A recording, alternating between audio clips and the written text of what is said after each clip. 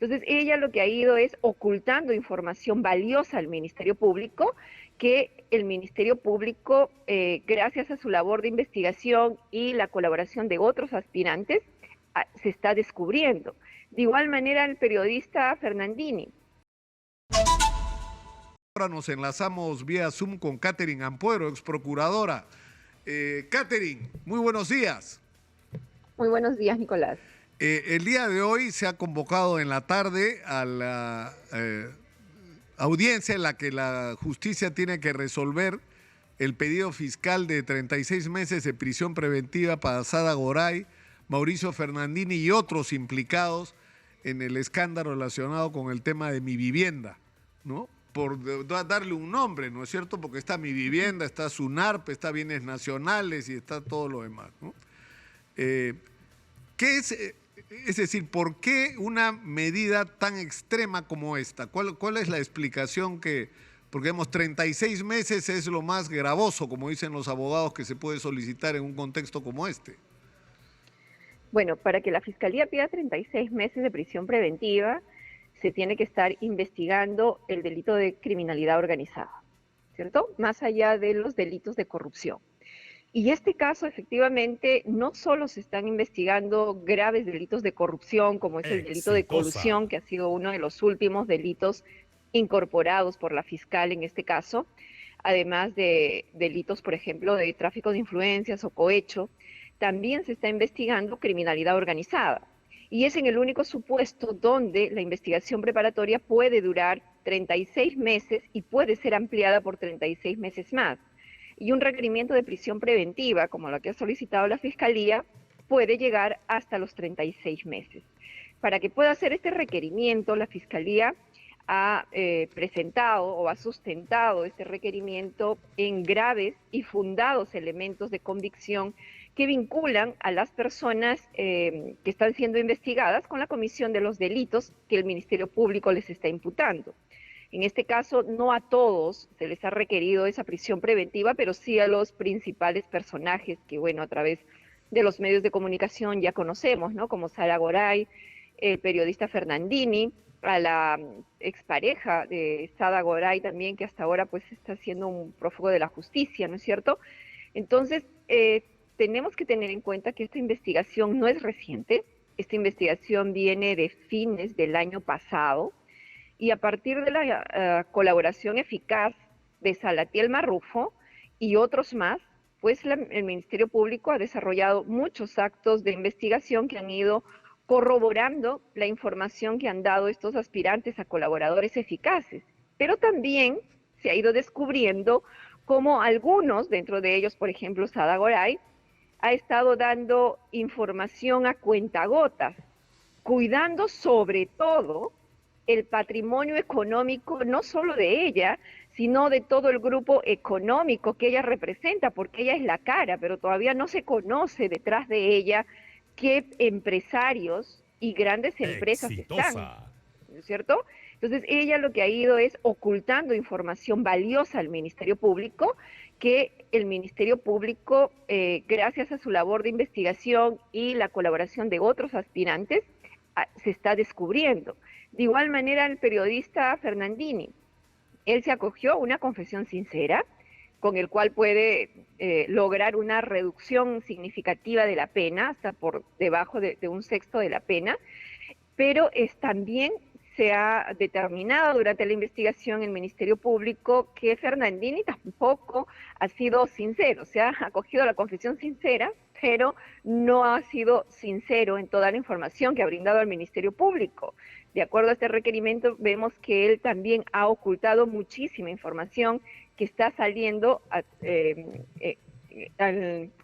la opinión pública, ¿no? Ahora que se ha hecho el requerimiento de prisión preventiva, y vamos a tener la oportunidad en la tarde, ya que estas audiencias son públicas gracias al nuevo Código Procesal Penal, donde toda la ciudadanía vamos a escuchar en la audiencia, porque estoy segura que los medios también van a estar presentes, vamos a escuchar al Ministerio Público todos esos elementos graves y fundados que tiene para haber hecho este requerimiento de prisión preventiva, Nicolás. Claro, ahora, ha ocurrido en medio de todo esto un incidente que ha llamado la atención. se ha revelado que la familia de Sada Goray ha enviado una comunicación a la fiscal de la Nación como quejándose porque supuestamente ellos daban por entendido que si Sada Goray daba información suficiente como para inculpar a Pedro Castillo, entonces, digamos, iba a ser la vista gorda sobre no solo los delitos en los que ella podría estar implicada, sino se iba a tender una especie de manto de protección sobre todos los demás involucrados, ¿no?, en esta organización criminal. Yo creo que... Y no ha ocurrido así, claramente. No, o sea, pero, es que pero obviamente... lo que es revelador, Catherine, es que aparentemente Sada Goray pensó eso. O sea, yo les entrego a Pedro Castillo, que es lo que quieren los políticos, ya tienen a Pedro Castillo, entonces ya no se van a meter más conmigo. Y en realidad esa no era eso es parte de la historia. Pedro Castillo es, ¿no es cierto?, un capítulo, ¿no? Sí, en principio, bueno, yo creo que este comunicado de los familiares al final le hacen mucho daño a la defensa de Sada Goray, ¿no? En principio porque ellos deberían estar asesorados por un abogado, porque su comunicado pues es que no obedece para nada a la verdad. En principio, en su comunicado señalan que Sada Goray es un testigo, es una víctima, hasta es un testigo protegido, dicen ellos, ¿no?, con un código. Eso no es testigo protegido. Quien se acoge a la colaboración eficaz, Nicolás, no es ningún testigo. Quien se acoge a la colaboración eficaz es un delincuente, es aquel que ha cometido delitos, y eso hay que tenerlo clarísimo. No es admisible jurídicamente, legalmente, que un testigo se pueda acoger al proceso de colaboración eficaz. El testigo es aquel que no ha participado, ni como cómplice, ni como autor o coautor de un delito. El testigo es aquel que ha visto, que ha escuchado, que puede aportar con la información que tiene, puede aportar a la investigación, pero que no ha tenido ningún tipo de participación en los hechos delictivos, ni siquiera como cómplice secundario. No, por eso es un testigo. Por ende, al testigo, como no ha tenido ningún tipo de participación en los hechos delictivos, no se le puede imponer una pena, no tiene la calidad de investigado y menos se le va a imponer el pago de una futura reparación civil. No, la colaboración eficaz es para aquel que ha tenido participación en los hechos delictivos, que ha actuado de manera individual o de manera conjunta con otras personas en la comisión de los delitos, tal cual ha sucedido como Sada Goray. Sada Goray no solamente, ni siquiera podemos decir que ha sido una cómplice, ¿no? Ella ha sido autora, ha sido parte de toda esta organización criminal y no una simple integrante, porque las investigaciones lo están demostrando.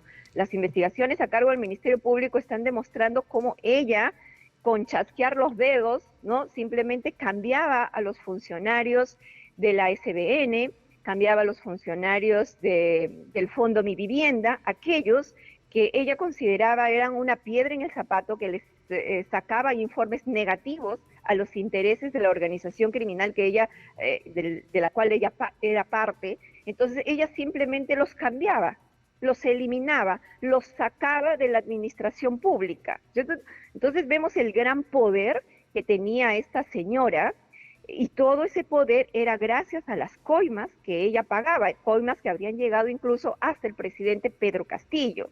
Entonces, no es porque ella dé una información que pueda vincular al presidente, ella ya se haya creído pues totalmente inmune a que la acción de la justicia vaya a llegar a ella. Más aún cuando nos estamos dando cuenta que ella ha ocultado dolosamente información importante y relevante al Ministerio Público que puede incluir la participación de otras personas en este delito.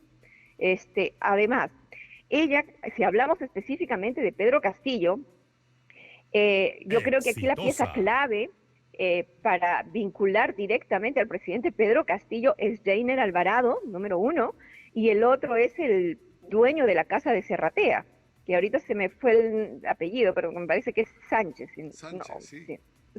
Si me equivoco, ¿ok? Entonces, ella, claro, ha dado evidencia ha contado la historia de cómo se hacían los pagos, incluso ocultó el monto real de las coimas pagadas. Recordemos que Salatiel Barrufo dijo del monto que ahora sabemos, pero ella trató de ocultar este monto real, ¿no? Dio un monto Ahora, mucho menor. claro, pero ahora lo que está apareciendo es que, por ejemplo, para el pago de la coima o de una de las coimas a Salatiel Marrufo, porque como tú misma dices, esta investigación estamos todavía descubriendo cosas, ¿no? No participó ella sola, que es un tema del que hablamos en algún momento. Es decir, porque normalmente, es decir, tú tienes que sobornas a un funcionario que te va a dar el control de la Superintendencia de Bienes Nacionales, de la Superintendencia de Registros Públicos y de Mi Vivienda, a partir de lo cual se pueden activar no una, sino muchas obras y muchas decisiones detrás de las cuales hay mucho dinero. Entonces haces una chanchita con quienes luego seguramente van a ser tus socios en los negocios. Entonces, ¿cuál es la situación de quienes se han nombrado como las personas, no es cierto, que le dieron dinero? O sea, por ejemplo, con este joven empresario Martín Montoya, o como el primo de Sada Goray, o este señor de apellido Velasco, o como ¿no? Este señor de apellido Velasco, o hay otra persona de apellido Chong, es decir, personas que se supone, entre comillas, le prestaron dinero a Sada Goray para pagar esta coima.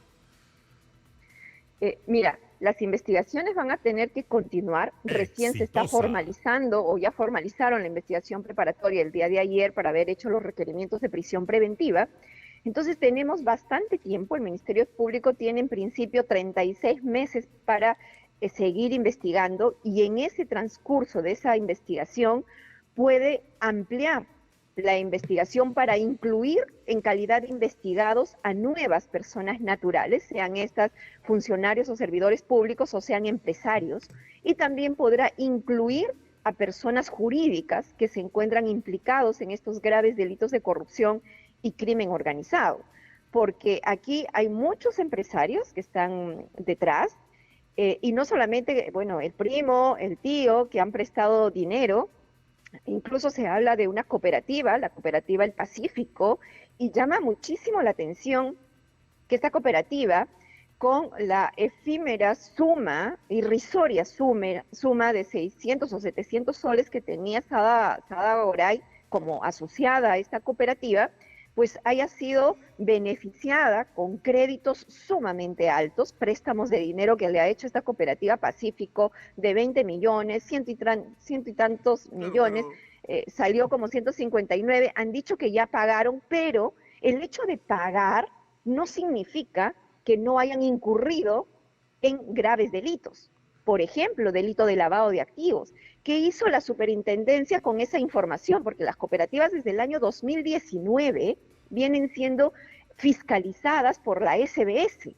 Y ahora, recién la SBS informa que ha iniciado una labor de fiscalización. Pero ¿qué hizo la SBS desde el año 2019 con la información que le mandaba la cooperativa? ¿Por qué no salió un reporte de operación sospechosa? Porque cuando Fernandini movió dinero de 150.000 soles, me parece, automáticamente la SBS alertó con un ROS. ¿Y por qué no alertó las empresas de Sada Goray, que las sumas son muchísimo más altas? ¿Por qué no alertó con respecto de Sada Goray o sus familiares? Claro, lo que yo entiendo es que lo que ocurre en este tipo de operaciones es que viene, por ejemplo, Sada Goray o cualquier otra persona a esta o a cualquier otra entidad financiera y tiene en la mano un contrato con fideicomisos del Fondo Mi Vivienda por o sea, decenas o cientos de millones de soles. Entonces eso te da una garantía de que ese dinero es un dinero que no hay manera que no puedas recuperar. Ahora, el tema es quién más está en esto, o sea, quiénes, o sea, si tú manejas, por ejemplo, la Superintendencia de Registros Públicos, tú sabes, Catherine, la cantidad de litigios que hay en este momento por terrenos en los alrededores de Lima para empezar, y lo que puede costar el ganar ese litigio. Es decir, tú puedes haber comprado un terreno por 3 o 4 millones de dólares y venderlo a 30 o a 40, porque eso es lo que ha pasado con la evolución de los precios de la tierra en Lima. Entonces, una decisión de registros públicos era determinante, ¿no? Entonces, No solo de registros estaban haciendo públicos, una sino inversión. principalmente de la Superintendencia de Bienes Nacionales, porque recordemos que quien representa al Estado peruano como propietario de los predios no es registros públicos. Quien representa al Estado peruano como propietario de muchos terrenos es la Superintendencia de Bienes Nacionales, ¿no? Entonces, todos los terrenos que son del Estado figuran a nombre de la Superintendencia de Bienes Nacionales, que obviamente siempre cuando se trata de cosas del Estado, es decir, de todos los peruanos, pues ahí se comete ya no abusos, sino delitos Exitosa. que conllevan a que personas inescrupulosas, tanto personas naturales como personas jurídicas, obtengan onerosísimas ganancias, y en este caso en particular hemos visto cómo se han apropiado de terrenos del Estado a través de toda una organización criminal, pues Sí, que se ha dedicado a cambiar funcionarios, ¿no? claro. Para lograr el objetivo de la Catherine, organización. tenemos que ir a la pausa.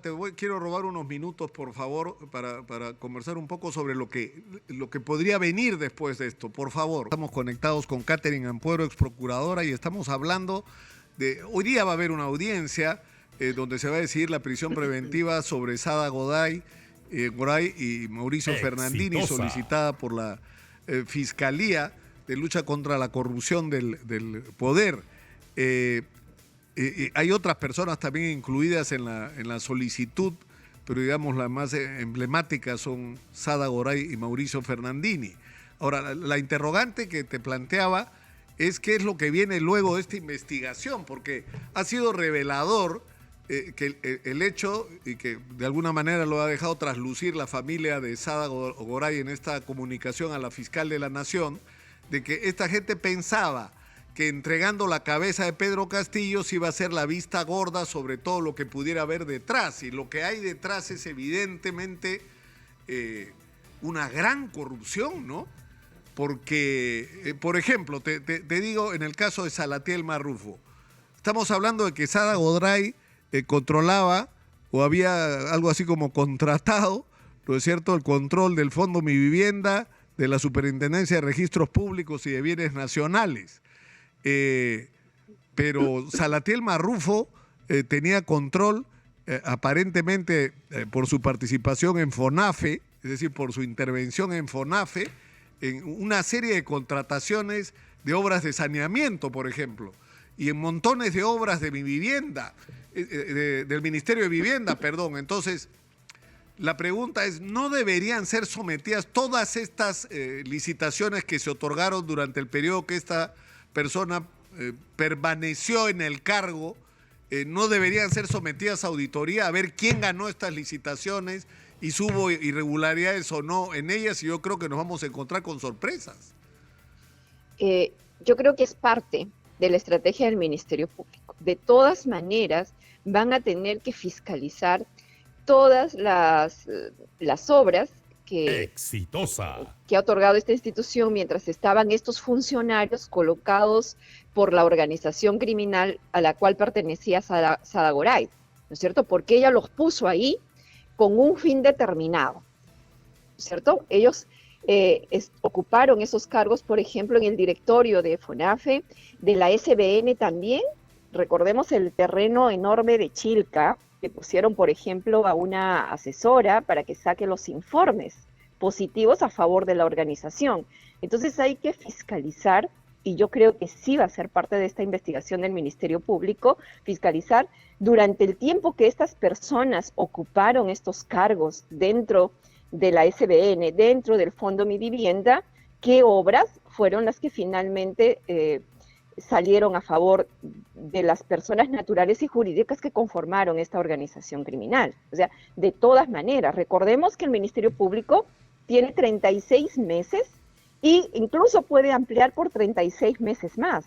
Entonces, allí tiempo suficiente para poder investigar todo ello y para poder ampliar la investigación para incorporar a nuevas personas naturales, jurídicas y también, pues, otros delitos, otros hechos que hasta el momento se desconoce, pero estos hechos también pueden ser incluidos dentro de esta investigación o de acuerdo a la estrategia del Ministerio Público puede iniciar otra investigación para investigar un determinado hecho o un determinado contrato. Ahora, ya, ¿no es cierto? ¿pueden o no pueden? Bueno, Sada Goray ya tuvo la condición de aspirante a colaboradora y por su situación actual la ha perdido, ¿no? Pero en el caso de Mauricio Fernandini, que se había acogido a la confesión sincera, ¿él podría apelar o pretender acogerse a la colaboración eficaz y decir, bueno, ahora sí lo voy a contar todo? ¿De qué depende eso? Podría siempre y cuando tenga información, que de hecho la tiene, ¿no es cierto? Y pueda corroborar esa versión, se pueda corroborar esa versión. Lo que pasa es que aquí tanto Sada Goday como Fernandini no quieren en realidad colaborar con la justicia al 100%, ¿no? Quieren que simplemente se investigue determinados hechos y otros que queden impunes, que queden ocultos, ¿no es cierto? Porque no se sabe qué personajes detrás deben haber, qué empresas y empresarios deben estar detrás.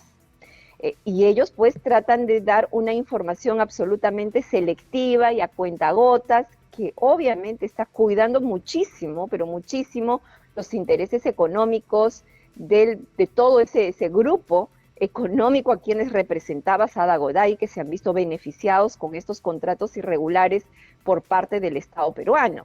Entonces, aquí el Ministerio Público es quien dirige la investigación y yo creo que hasta el momento lo está haciendo bastante bien, porque en otra situación probablemente lo hubieran dejado ahí, con la poca información que ha dado Sada Goday, y ya hubieran cerrado el acuerdo de colaboración eficaz. Claro, si ¿no es se cierto? hubiera manejado con un criterio político, ¿no? Porque Totalmente. fue el sesgo que algunos hubieran querido que tenga. Es decir, para algunos el objetivo no era desmontar las redes de corrupción y hacer justicia, sino que simplemente caiga Castillo. Bueno, cayó Castillo, pero lo que hay que saber es toda la red de corrupción que estaba construida y desde cuándo viene, además, porque estas son redes de corrupción, Catherine, que se han venido heredando.